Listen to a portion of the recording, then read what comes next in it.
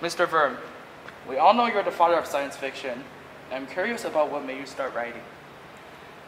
I began to write at the age of 12. It was poetry then, and dreadful poetry too. Still, I remember that an address which I composed for my father's birthday, what we call it a compliment in France, was thought very good. And I was so complimented that I felt quite proud. I remember that even at that time I used to spend a long time over my writings, copying and correcting, and never really satisfied with what I had.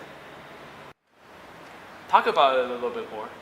Well, I rise every morning before 5, a little later perhaps in the winter, and at 5 a.m. at my desk remaining at work till 11, I work very slowly and with greatest care, writing and rewriting until each sentence takes a form that I desire.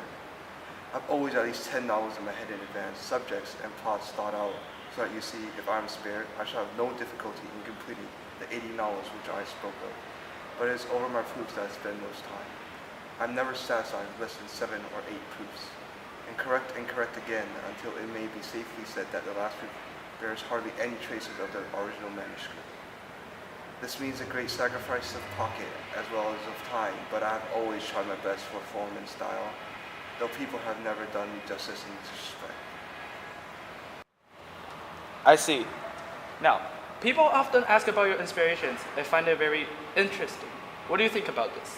I suppose that one may see my love for adventure and water, always to be bent on my mind in later years.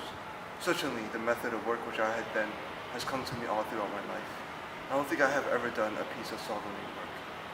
I may say that I have never studied science, though in the course of my readings I have picked up a great many odds and ends which have become useful. I may tell you that I am a great reader and that I have always read with pencil in hand. I see. Now, thank you for taking this time to interview, Mr. Verne. It is my pleasure.